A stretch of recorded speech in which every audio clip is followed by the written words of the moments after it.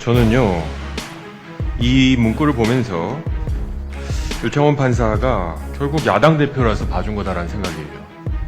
만약에 이게 일반인이었으면, 감안할 내용이 없으면 구속했을 수 있는데, 정당의 현직 대표인 거를 감안해서 증거인멸의 염려가 없다고 단정하기 어렵다. 저는 이게 이재명 대표가 그렇게 국회의원이 되고 싶어하고 정당 대표가 되고 싶어한 그 이유를 유창훈 판사가 완전히 수용한 거라는 생각을 지울 수가 없습니다. 법원에서는 직업이 쉽게 포기할 수 있는지의 여부도 고려 대상이에요. 이재명 대표가 본인의 직업을 쉽게 포기하지 못하리라고 생각했나 봐요. 네, 조정훈입니다. 송경호 중앙지검장님. 최근에 있었던 이재명 대표 구속영장 기각에 대해서 좀 질의하도록 하겠습니다. 수십 번 많은 국민들이 읽었고요. 굉장히 눈에 띄는 문구가 피의자의 상황 및 피의자가 정당의 현직 대표로서 등등등 감안할 때 증거인멸의 염려가 없다고 단정하기 어렵다. 이런 판결문이 나왔습니다. 기각문이요. 이런 법원의 판단 어떻게 생각하십니까? 법원의 영장 결정에 대하여 논리적 완결성에 의문을 제기한 견해가 많습니다. 저희도 그 결과를 당연히 사법부 판단은 존중하지만 그 결과를 납득하기 어렵다라는 입장을 이미 말씀드린 바 있습니다. 예, 저는요, 이 문구를 보면서 유창훈 판사가 결국 야당 대표라서 봐준 거다라는 생각이에요. 만약에 이게 일반인이었으면, 감안할 내용이 없으면 구속했을 수 있는데, 정당의 현직 대표인 거를 감안해서 증거인멸의 염려가 없다고 단정하기 어렵다. 저는 이게 이재명 대표가 그렇게 국회의원이 되고 싶어하고 정당 대표가 되고 싶어한 그 이유를 유창훈 판사가 완전히 수용한 거라는 생각을 지울 수가 없습니다. 그래서 이원석 검찰총장이 법원의 결정과 근거가 검찰과 상당한 견해 차이가 있다라고 하셨고, 우리 지검장은 납득하기 어렵다라고 했습니다. 왜 이런 일이 발생했을까? 저는 생각을 좀 해봅니다. 전 제도에 대한 문제를 좀 해보고 싶은데요. 저는 이번 일을 보고 이 구속영장의 기준이 마치 야구로 치면 스트라이크 존이라는 게 너무 고무줄처럼 운영하고 있는 것 같아요.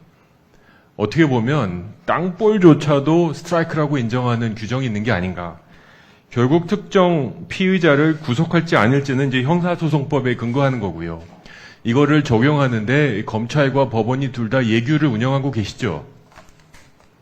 예, 그렇습니다. 검찰에도 예규가 있죠? 사건 처리 기준이라는 게 있습니다. 네. 제가 이거 둘 다 들고 있습니다. 이거는 대규모의 예규고요. 예. 이거는 법원의 예규입니다. 예. 제가 한 줄 한 줄 읽어봤는데 일치하지가 않아요. 내용이 조금씩 다릅니다. 예.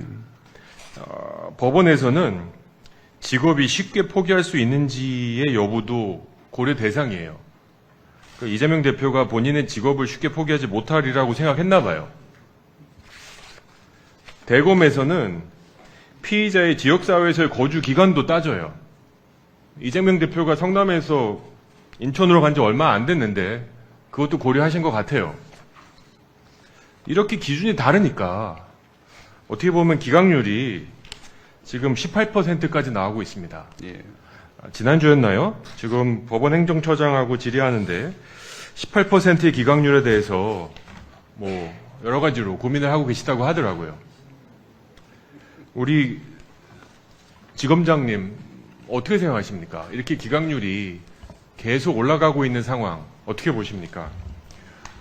검찰은 우리 자체 처리 기준에 따라 사안의 중대성이나 증거인멸의 우려 등을 굉장히 엄격한 기준으로 살핀 후에 영장을 청구하고 있습니다. 그럼에도 불구하고 기각률이 상당한 수준에 이르러서 영장 청구 시에 구속 전 피의자 신문에서 직접 검사가 참석해서 그 관련 사안의 증거와 법리를 상세히 설명하는 등 다각적인 노력을 하고 있습니다. 자, 한 가지 지금 제가 제안을 좀 드려보겠습니다. 어떤 분이 저한테 이런 얘기를 하는데 그럴 수도 있겠다 싶었습니다. 이 이재명 피의자의 구속영장 사례를 놓고 10명의 판사에게 블라인드 테스트로 기각할지 영장을 발부할지 해보면 결과가 절대로 10대 0은 아닐 거다. 개인마다 다를 수도 있다. 동의하십니까? 구속영장 심사와 관련하여 그 영장 심사 합의제라든가 또 영장 결정에 대한 항고 등의 논의가 있는 것으로 알고 있습니다. 다만 제가 중앙지검장으로서 형사법 집행의 실무를 담당하는 입장에서 그에 대한 개인적인 의견을 가지고 있지만 지금 이 자리에서 의원님께 말씀드린 것이 과연 적절한지 그런 생각을 하고 있습니다. 그럼 절차적으로 좀 여쭤볼게요. 중앙지검은 특정 피의자, 이재명 피의자에 대해서 구속영장을 청구할지 여부를 결정할 때 담당 검사 한 명이 결정합니까? 아니면 그 팀과 전체적인 제도 안에서 검토하십니까? 수사에 관여한 검사들과 지휘부, 저를 비롯한 차장, 부장 모두 의견을 모으고 있습니다.